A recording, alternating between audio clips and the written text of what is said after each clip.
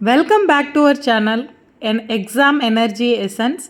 So UGTRB appointment update பற்றி தான் இன்றைக்கி நம்மளோட வீடியோவில் பார்க்க போகிறோம். ஸோ எக்ஸாம் எனர்ஜி எசன்ஸு நிறைய நியூஸ் வந்து இதை பற்றி நம்ம ஷேர் பண்ணியிருக்கோம் ஏற்கனவே ப்ரீவியஸ் வீடியோஸில்.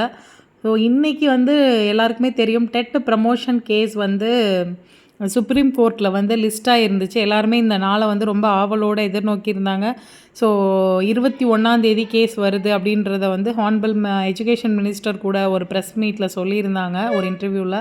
ஸோ அது எல்லாமே நல்லபடியாக முடியும் அப்படின்னு நம்புவோம்.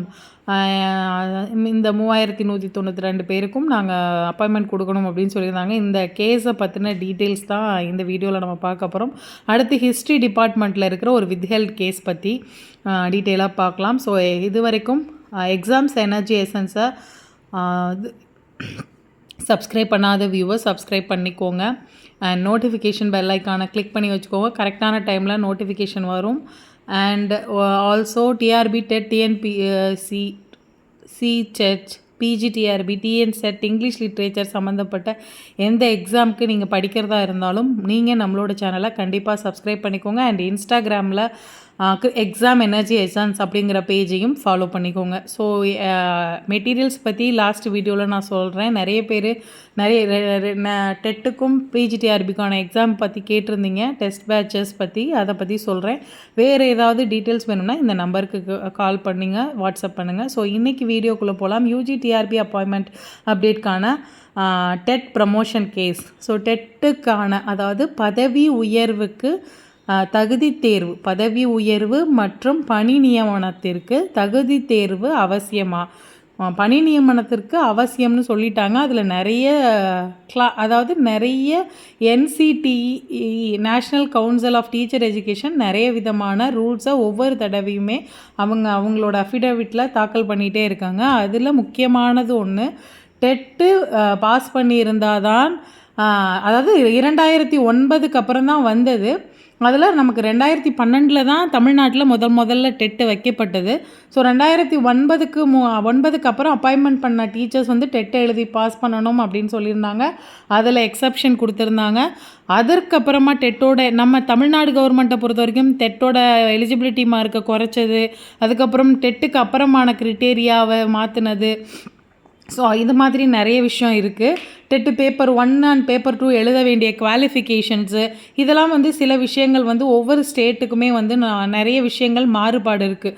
சென்ட்ரல் டீச்சர் எலிஜிபிலிட்டி டெஸ்ட்டுன்னு சொல்லி national council of teacher education கொடுத்த விதிமுறைகளுக்கும், அதே மாதிரி டிஆர்பி, ஒவ்வொரு ஸ்டேட்டோட nodal agency for conducting teachers recruitment அப்படின்னு இருக்கிற அந்த நோடல் ஏஜென்சி கொடுக்குற டிஃப்ரென்ஷியேஷன், ரெண்டுக்கும் கொஞ்சம் டிஃப்ரென்ஷியேஷன் இருக்குது. அது வந்து ஒவ்வொரு தடவையும் ஒரு கேஸ் வந்து சுப்ரீம் கோர்ட்டுக்கு போகும்போது, அதாவது ஸ்டேட் கவர்மெண்ட் விசஸ் ஏதாவது ஒரு பெட்டிஷனர், அதுக்கப்புறம் அதை வந்து சுப்ரீம் கோர்ட்டுக்கு எடுத்துகிட்டு போகும்போது, அது என்சிடியோட விளக்கம் கேட்கும்போது அது நமக்கு வந்து கொஸ்டின் வந்து ரைஸ் ஆகுது.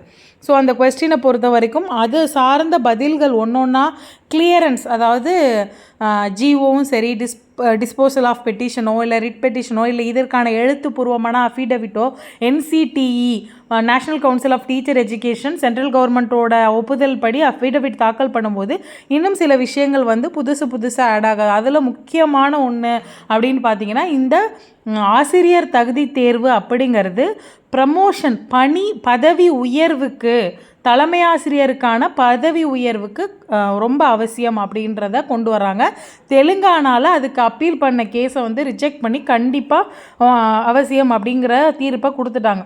ஸோ இப்போ இங்கே நமக்கு என்ன ப்ராப்ளம் ஆகுது டெட்டுக்கும் இதுக்கும் அப்படின்னு பார்த்தீங்கன்னா, இடைநிலை ஆசிரியர்களுக்கான பணி நியமன தேர்வாக இருக்கட்டும், பட்டதாரி ஆசிரியர்களுக்கான பணி நியமன தேர்வாக இருக்கட்டும், ரெண்டுக்கும் என்ன ஒரு முக்கியமான விஷயம் அப்படின்னு பார்த்தீங்கன்னா, நமக்கு 6 to 8 வரைக்கும் தான் தகுதி தேர்வு. ஆனால் 9, 10க்கு நமக்கு பதவி உயர்வு ஹை ஸ்கூல் வரைக்கும் பாதிக்கப்படுதுன்னா அதுக்கு தனியாக பணி நியமனம் நடத்தப்படலை. அந்த டெட்டில் பாஸ் பண்ணவங்களே 10th வரைக்குமே போட்டாங்க. அப்போ நமக்கு ஹை ஸ்கூல் ஹெச்எம் வரைக்குமான, high school elementary, middle and high school HM வரைக்கும் பாதிப்படையுது. அப்போ ஹை ஸ்கூல் ஹெச்எம்மாக யார் போகணும் போக முடியாதுன்னு முடிவெடுக்கும் போது, ஹையர் செகண்டரி ஸ்கூல் ஹெச்எம்மாவும் யார் போகணும் போக முடியாதுன்னு முடிவெடுக்க வேண்டியது முக்கியமான ஒரு கட்டத்தில்.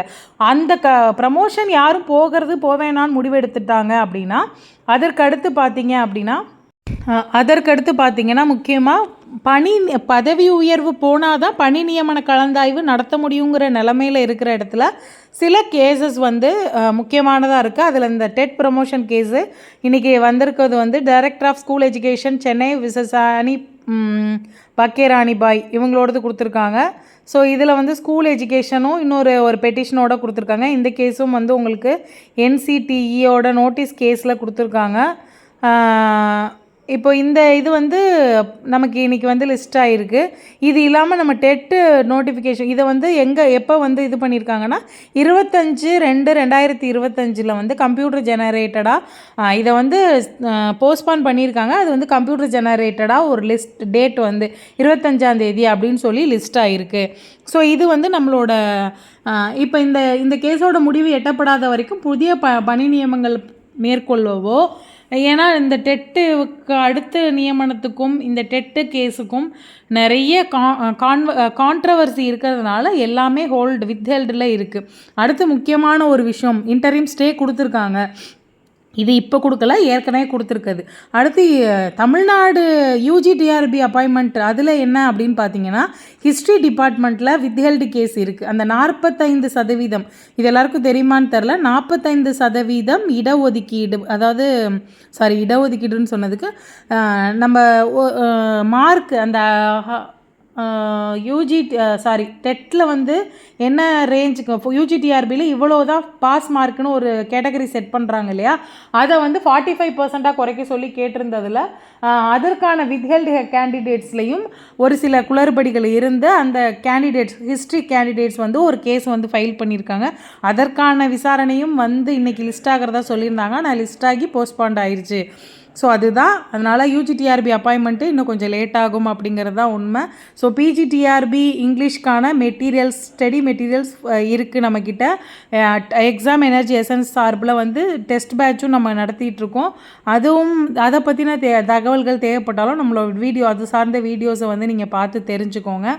ஸோ UGTRBயை பொறுத்த வரைக்கும் நமக்கு வந்து இன்னும் இதெல்லாம் கன்சாலிடேட் ஆகி முடிச்சு வரதுக்கு கொஞ்சம் டைம் எடுக்கும் அப்படிங்கிறது தான் ஒரு பிட்டர் ட்ரூத் அப்படின்னு சொல்லலாம்.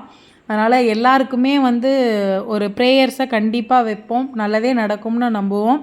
ஸோ இது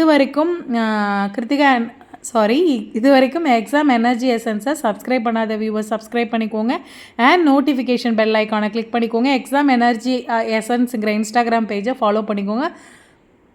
தேங்க்யூ ஃபார் வாட்சிங் திஸ் வீடியோ. இந்த வீடியோ உங்களுக்கு ஹெல்ப்ஃபுல்லாக இருந்தால் நீங்கள் இதை லைக் பண்ணுங்கள். வேறு ஏதாவது டவுட் இருந்தால் இதை நீங்கள் கீழே கமெண்ட் பண்ணி உங்கள் டவுட்ஸை கிளியர் பண்ணிக்கலாம். தேவைப்படுற ஃப்ரெண்டுக்கு இந்த வீடியோவை ஷேர் பண்ணுங்கள். தேங்க்யூ.